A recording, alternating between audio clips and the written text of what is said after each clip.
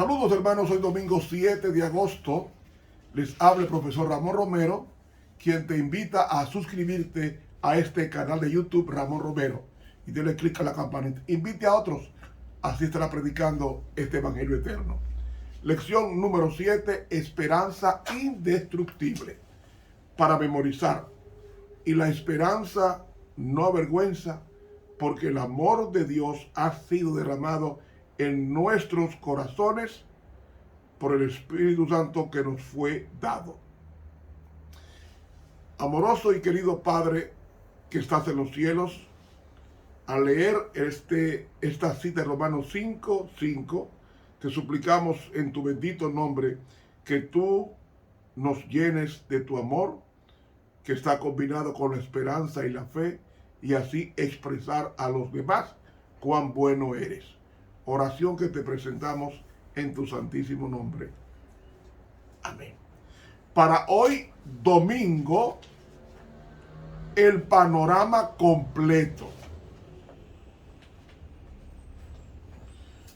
¿Por qué sufrimos? Sufrimos porque el sufrimiento lo compramos nosotros. ¿Cómo así? Porque el pecado entró el sufrimiento al planeta. Y cuando usted vea el sufrimiento en forma panorámico, debe entender que al entrar el pecado al planeta por voluntad del hombre y no de Dios, porque fue previsible, invitamos al productor del sufrimiento, que es el pecado, y al instigador del mal, que es Satanás, quien es el portador del mal. Porque quiero que se le grabe esto: Satanás no sabe hacer nada bueno. Él ha copiado lo bueno del cielo para usarlo en el mal. Él estudia la Biblia para desviar la Biblia, para enseñarle otra cosa. Por eso es que hay 35,000 religiones cristianas en el mundo. 35,000.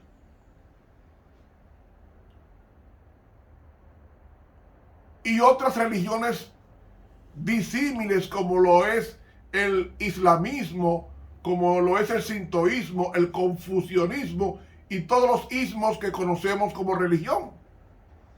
Pero todo eso, cuando Dios creó al mundo, fue con una religión. La religión de comunión con Dios y hacer lo que Dios hace y vivirlo como Dios vive. Eso es religión, religare.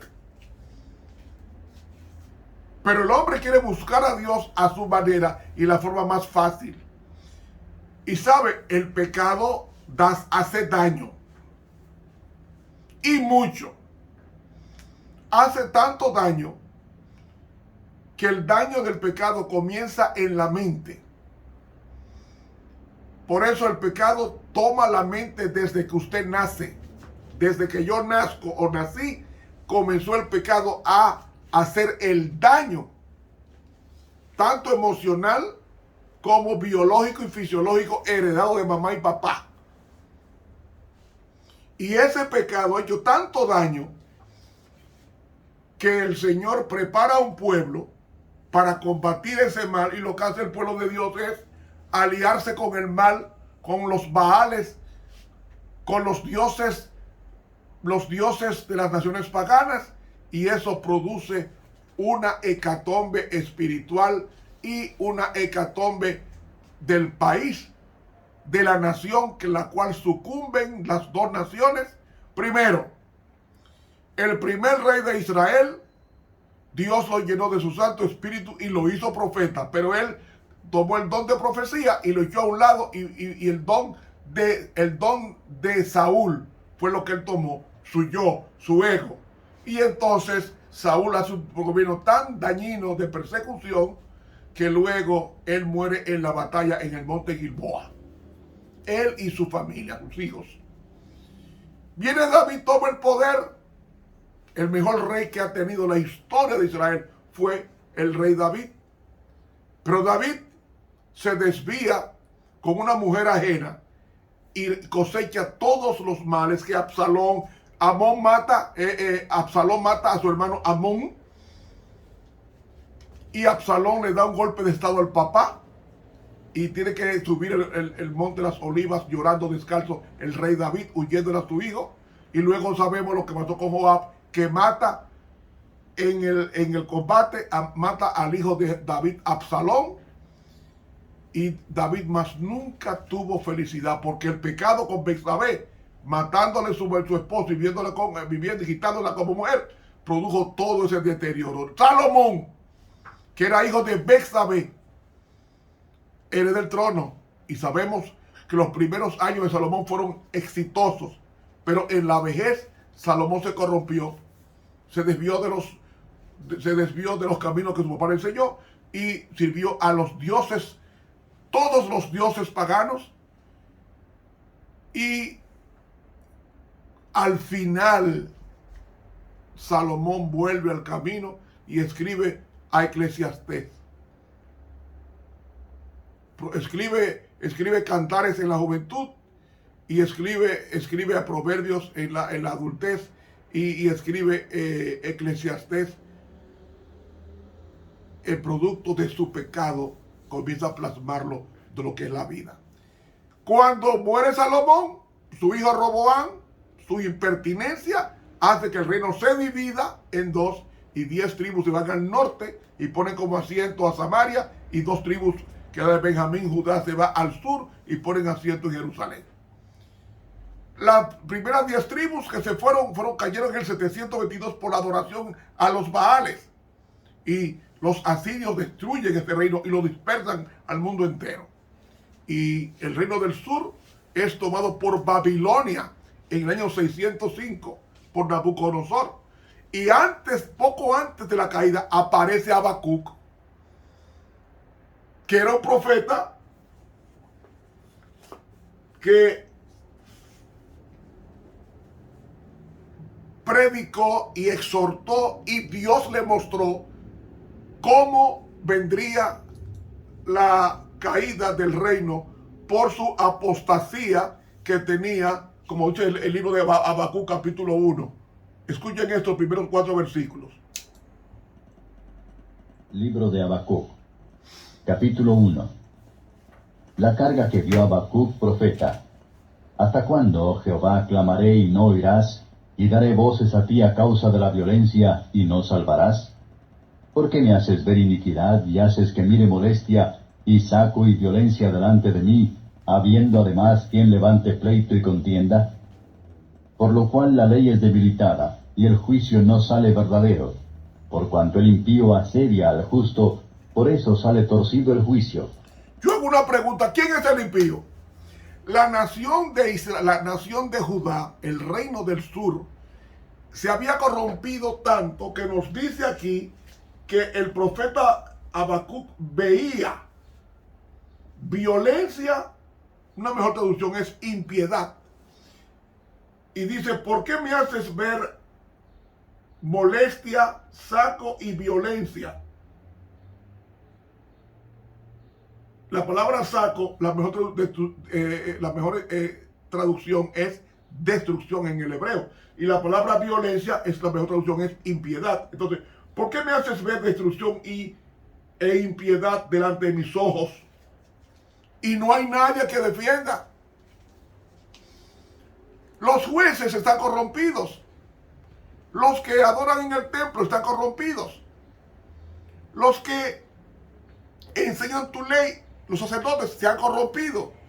Yo no soporto esto. Y entonces versículo 4 dice: porque por lo cual la ley es debilitada. La palabra ley que aparece ahí es la palabra Torah. Y si nos vamos a Deuteronomio capítulo 31, Deuteronomio capítulo 31 y el versículo 9 nos dice, versículo 9: y escribió Moisés esta ley y la dio a los sacerdotes, hijos de Leví, y que llevaban el arca del pacto de Jehová, y a todos los ancianos de Israel. Hermanos, ellos habían recibido la ley, los principios de la ley, la Torá que implicaba los 10 mandamientos, implicaba los 5 libros de la ley que eran Génesis, Éxodo, Levítico, Números y Deuteronomio.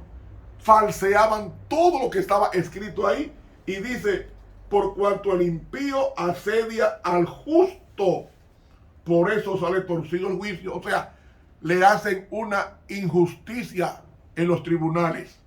Y entonces, si ustedes leen los versículos siguientes, él ve que Babilonia viene a castigar al pueblo de Dios. Y como viene a castigar al pueblo de Dios, en Habacuc capítulo 2, Habacuc el capítulo 2 y el versículo 2 y 3, leemos lo siguiente.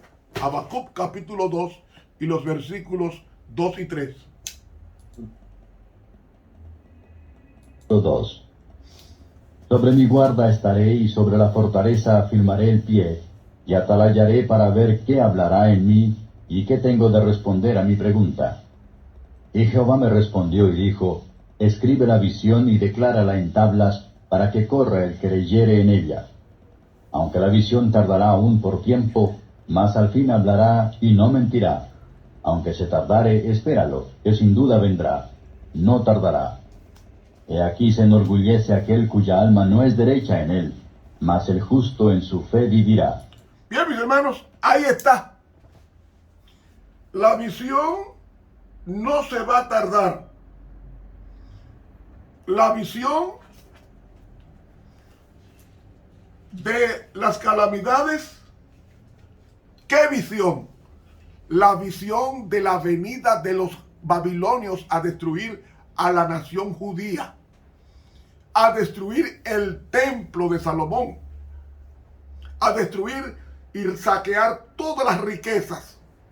Y entonces, hermanos y amigos, esto acontece. ¿Sabe por qué acontece? Acontece porque Dios, cuando es abandonado por su pueblo o abandonado por una persona, entonces Dios, que respeta el libre albedrío del individuo o persona, se retira. ¿Y quién ocupa el vacío? Satanás. ¿Y qué sabe Satanás hacer? Destruir. Dígame una cosa buena que ese hombre hace, ese señor hace. No hace nada bueno. Que da dinero. Él no da dinero. Es un ladrón. Él le quita el dinero de Dios que dejó en la tierra y se lo da a los impíos para que lo destruyan. Y luego con el dinero mandan a matar a terceros y a cuartos y a quintos. El dinero no es malo, es el amor. El amor al dinero es la codicia. Y esa codicia le implanta a Satanás en el corazón del hombre. Aunque la visión se tardare, espéralo, que sin duda vendrá. Y Habacuc estaba sorprendido. ¿Y cómo que un Dios tan bueno va a permitir que su pueblo sea destruido? Ah, mis hermanos, el pecado cobra. Por eso es que tenemos que vivir una vida divorciada o alejada del pecado. Porque el pecado lo que pide es destrucción y muerte.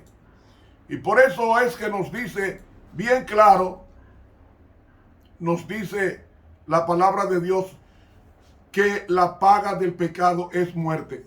Leemos en la pluma inspirada la condición, la actitud de Habacuc, de por qué él era así. Dice ella en Profetas y Reyes, oiga lo que dice ella con relación a Habacuc.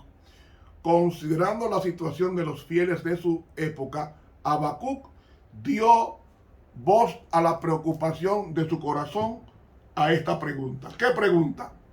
¿Hasta cuándo, oh Jehová, clamaré y no oirás? Y daré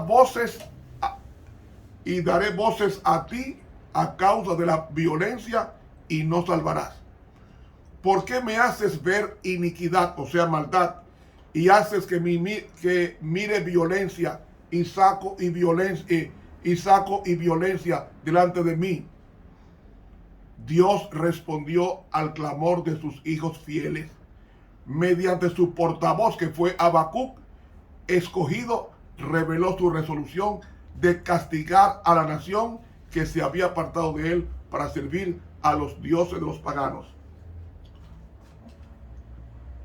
Estando aún con vida, algunos de los que averiguaban sobre el futuro ordenaría milagrosamente los asuntos de las naciones vecinas dominantes en la tierra y daría ascendencia a los babilonios. Los príncipes de Judá y los más hermosos de entre el pueblo serían llevados cautivos a Babilonia. Las naciones y los pueblos de Judea, así como los campos cultivados, serían asolados. Nada quedaría indemne, o sea, sin daño. Confiando en que aún en ese terrible castigo se cumpliría de alguna manera el propósito de Dios para su pueblo, Habacuc se postró sumiso a la voluntad revelada de Jehová. Y luego, como su fe se extendía hasta más allá de las perspectivas penosas del futuro inmediato y confiaba en las preciosas promesas que revelan el amor de Dios hacia sus hijos que manifiestan confianza, el profeta añadió: no moriremos. En el versículo 12. Con esta declaración de fe, entregó su caso y el de todo israelita creyente en las manos de un Dios compasivo.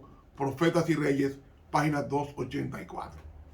Y amigos, y la 285 nos dice: la fe que fortaleció a Habacuc y a todos los santos y justos de aquellos tiempos de prueba intensa era la misma fe que sostiene al pueblo de Dios hoy.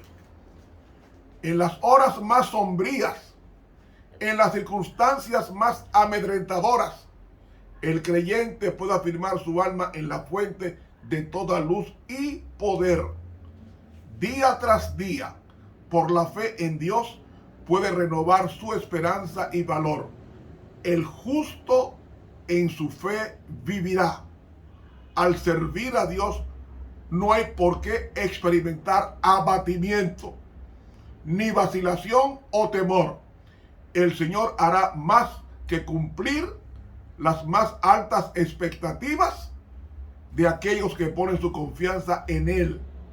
Les dará la sabiduría que exigen sus variadas necesidades. El Señor no va a abandonar a sus hijos. Los que ponen su confianza, ¿qué significa poner confianza? Su esperanza en Él. No serán abandonados, hermanos. Los que ponen su confianza en Él no serán abandonados. Los que ponen su confianza en Él no se... Grábese eso, repítalo en su mente. Hermanos, el tiempo de espera puede parecer largo. El alma puede estar oprimida por circunstancias desalentadoras. Puede caer al lado del camino muchos de aquellos a quienes se puso su confianza. Pero el profeta Habacuc alentó a Judá en un tiempo de apostasía sin precedentes y dijo: Jehová está en su santo templo, calle delante de él toda la tierra. Habacuc 2:20. Es decir, Dios tiene el control de todo, de tu comida, de tu bebida, de tu vestido, de tu casa. Confía en el Señor. Recordemos el mensaje animador, hermanos, de Habacuc 1, 3 y 4. Aunque la visión se tardare, ¿qué visión? La venida de los caldeos, mas al fin hablará y no mentirá. Aunque tardare, espéralo, que sin duda vendrá, no tardará. He aquí se enorgullece aquel cuya alma no es derecha en él, mas el justo en su fe vivirá. Es decir, una traducción es: el inocente vivirá en fidelidad. Hermanos y amigos, confiemos en Dios en los momentos más difíciles. Confiemos en Dios alimentando la esperanza, como dijo Habacuc: aunque se tardare, sin duda vendrá y no tardará. Si tú crees que Cristo ha durado mucho para venir, tranquilo. Por eso pasó a Habacuc y se cumplió exactamente la profecía del profeta Habacuc, y la nación judía sucumbió en 3 periodos: en el 605 con la primera incursión babilonia, en el 502-27 que llevaron en esa segunda incursión, llevaron a Ezequiel, y en la tercera incursión, que fue en el 586, ahí es destruida por completo. Pero sobrevivieron los fieles como Daniel y los 3 hebreos y Ezequiel y otros tantos. Mis hermanos, que Dios nos ayude a ver detrás de la trama y urdimbre de la vida que hay 2 fuerzas antagónicas luchando por tomar el control de la mente de cada uno. ¿Tu mente de quién es? Corresponde a Dios, no habrá problema, porque los sufrimientos te van a acercar más a Él y el sufrimiento se va a sentir menos. Si sirve al otro, es una destrucción inevitable. Que Dios nos bendiga. Para mañana, ¿quién es nuestro Padre? Mañana lunes. Jehová te bendiga y te guarde. Estuvo contigo el profesor de teología Ramón Romero.